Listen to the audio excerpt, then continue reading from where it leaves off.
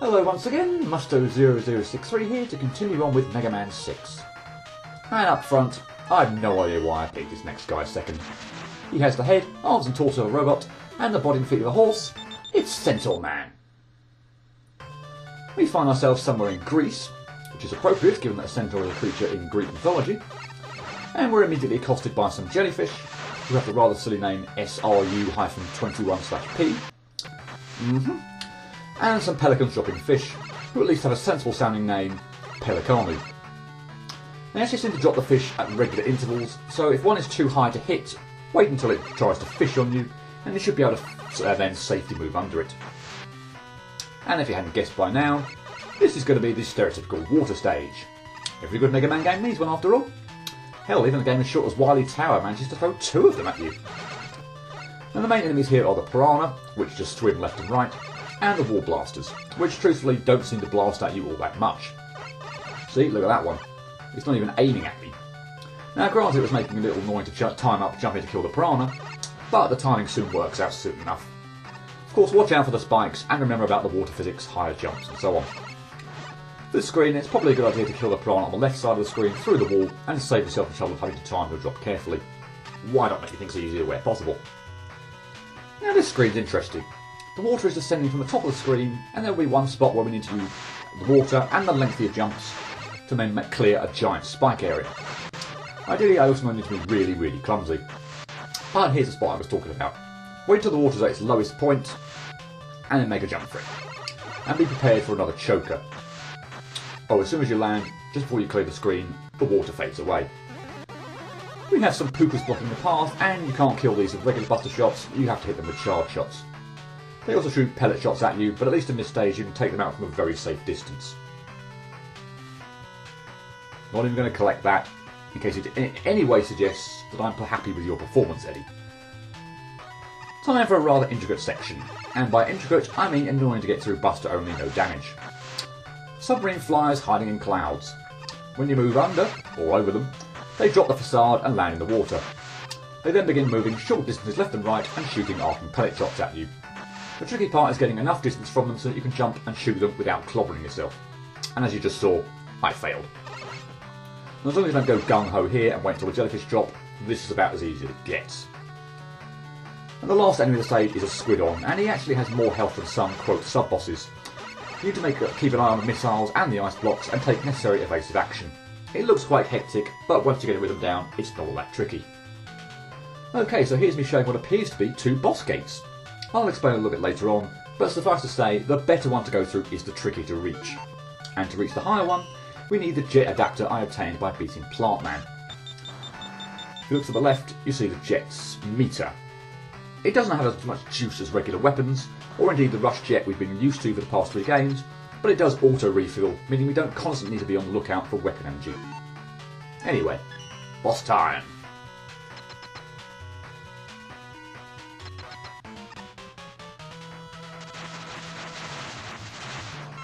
Apologies off the bat, but this isn't a very interesting fight.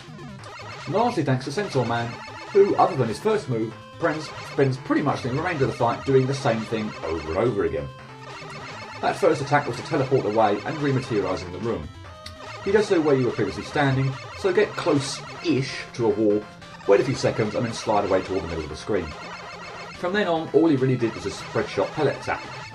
The pellet goes over Mega Man's head, hits the wall and splits into 7. If you're far enough away from the wall, the diagonally downward moving ones won't reach you, and the horizontal one will, again, pass harmlessly over Mega Man. Centaur Man will also charge at you to reach the other side of the screen, and you need to jump over him, and that's slightly trickier than it looks, thanks to his tall stature. But he goes down simple enough.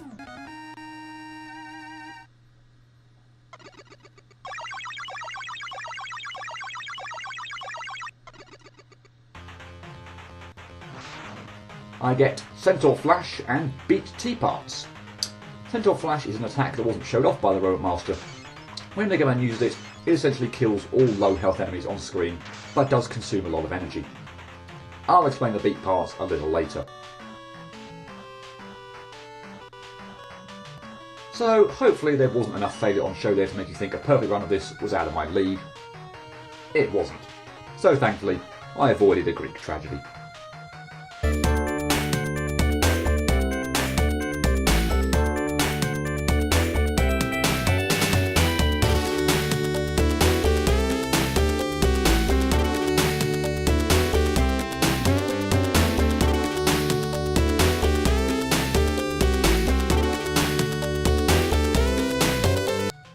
thanks for sticking around for the perfect run. And I might as well get one thing out in the open straight away. Centaur Man's stage music is my least favourite of the Robot Masters of any classic Mega Man game. People call Dust theme dire or dreary, but this is just way worse in my opinion. I would shut up and say take a listen for yourself, but then I'd like to get a copyright violation. Anyways, we haven't hit any real trouble spots yet, and won't in fact until we reach the water descending from the ceiling screen. So now is probably a good time to briefly discuss the beat parts. Essentially, in 4 of the Robot Master stages there is a real and a fake Robot Master. If you defeat the real one, you obtain a part of Beat the Bird. Getting to the real Robot Master requires the use of a rush adapter. 3 of them with a jet adapter we've already seen, and 1 with the other adapter that we'll see in a few videos' time. Naturally, the fake Robot Masters are all reachable without the use of rush adapters, because given you're free to pick any level you choose, the game couldn't be made impossible if, for example, you picked Centaur Man first. But all things equal, you'll want to kill the real Robot Master. Now that brings us to the screen that caused a lot of trouble.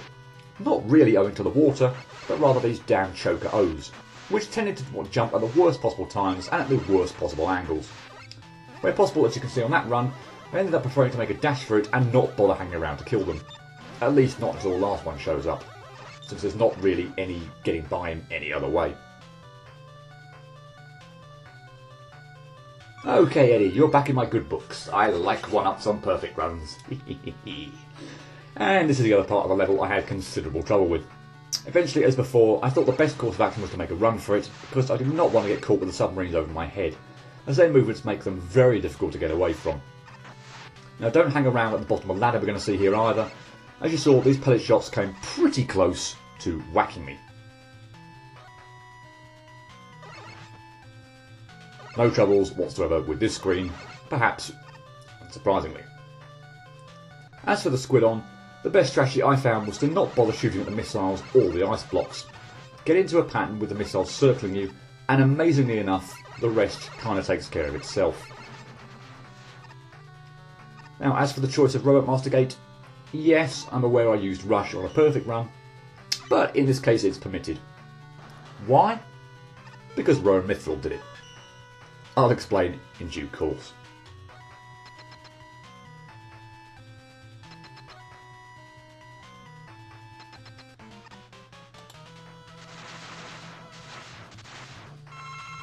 Okay, what shouldn't be that tricky Robot Master that ended up being rather tricky. I actually failed 3 times on Centaur Man. One failed because I forgot my positioning and was way too close to the wall when he fired the pellet shot. Okay, you might think, why not just move away from the wall? The problem there was his other move, which he did not do during this Let's Play or Perfect Run, which is the attack you acquire upon beating him. Centaur Flash. Only when he uses it on you, you get frozen in place. So yeah, I couldn't get any further away from the wall. And by the way, if you are far enough away, the freezing effect wears off before he's able to charge at you, so he's not cheap in that regard. The other 2 failures were rather clumsy on my part. I didn't clear Centaur when jumping over him. That actually is more difficult than it may seem. He is rather tall and you need to time said jump carefully to avoid catching him on the way up or landing on him on the way down.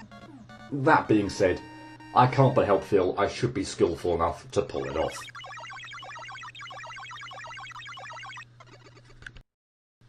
So before we get into the stats, just going to circle around very briefly again to the 2 boss doors and the beat parts.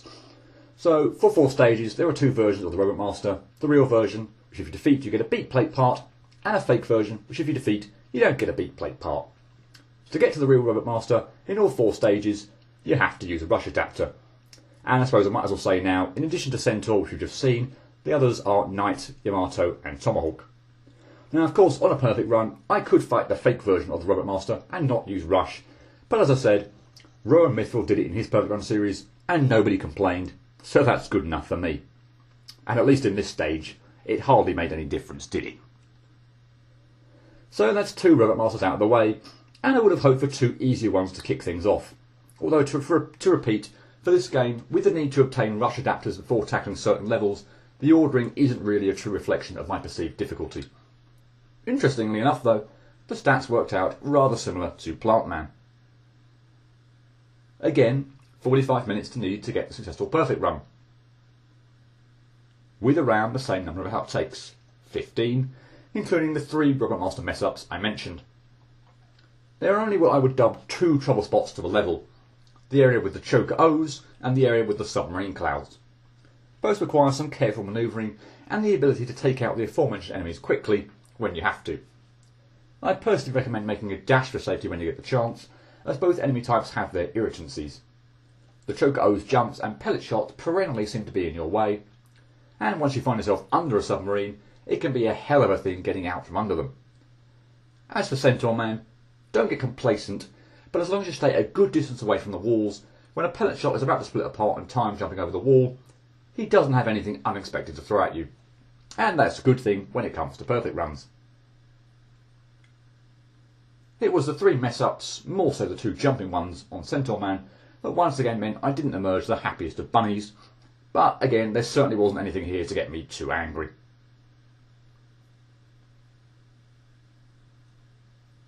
Same amount of time and mood, and with a similar number of outtakes before beating Plant, Centaur gets the same rating from me, 4 out of 10. That does seem about right to me.